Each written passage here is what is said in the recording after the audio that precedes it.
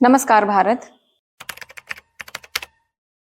जरा सोचिए, क्या बीतेगी उस पिता पे जिसे अपने 2 वर्षीय बेटे से अलग कर दिया जाए। जी हाँ, आज हम बात कर रहे हैं अतुल सुभाष के बारे में। 9 दिसंबर 2024 को उन्होंने अंतिम सांस ली और अपने जीवन को समाप्त कर लिया और अपने पीछे छोड़ गए 24 पन्नों का एक सुसाइड नोट।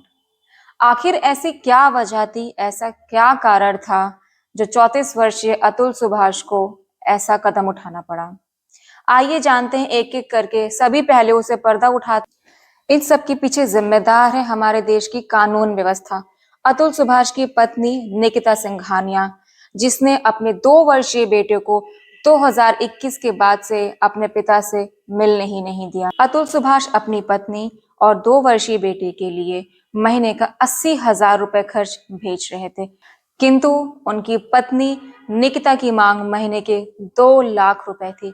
अब आप ही सोचिए और बताइए, क्या 80,000 रुपए उनकी पत्नी और 2 वर्षीय बेटे के लिए काफी नहीं थे। अतुल सुभाष को लगातार अपने ससुराल पक्ष की ओर से प्रताड़ित किया जा रहा था। अपने 2 वर्षीय बेटे के लिए 24 पन्नों के सुसाइड नोट में भावुक पंक्तियां लिखी हैं, शायद जिनको सुन करके किसी का भी दिल झकझोर जाएगा कि कैसे एक पिता अपने ही बेटे से मिलने के लिए कितना मजबूर और असहाय हो गया था। क्या हमारे देश की न्याय व्यवस्था पे यह सब प्रश्न नहीं उठाता है?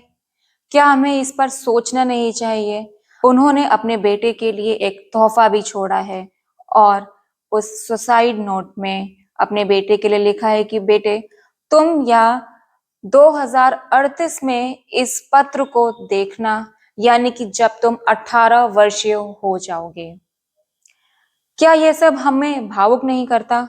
हमारे देश की न्याय व्यवस्था को क्या ये सब प्रश्न नहीं उठाता कि हमारे देश की आखिर क्या न्याय व्यवस्था है? हमारे देश का पुरुष आखिर आज इतना असहाय कैसे हो गया है? हमारे देश में महिलाओं के लिए तो सख्त से सख्त कानून है, नियम है, लेकिन क्या हमें अपने देश के पुरुषों के लिए कोई कानून नहीं बनाना चाहिए? क्या हमें अपने देश के पुरुषों के लिए नहीं सोचना चाहिए कि आखिर उनके साथ भी तो गलत हो सकता है, आखिर कोई महिला उनके साथ भी तो गलत कर सकती है। उसी गलती का नतीजा हमारे देश की कानून व्यवस्था पे प्रश्न उठता है। उसी का नतीजा ये है कि आज हमारे बीच में 34 वर्षीय अतुल सुभाष नहीं है। दिल को झकझोर देता है अतुल सुभाष के द्वारा तख्ती पर लिखा हुआ, न्याय अभी बाकी है। अगली वीडियो में हम आपसे कुछ नियम और कानून साझा करेंगे, जिससे कि अगर कोई भी महिला किसी भी पुरुष पे झूठे आरोप लगाती है तो कैसे वह पुरुष अपनी आवाज उठा सकता है। तब तक अपना और अपने परिवार का ध्यान रखें। नमस्कार भारत।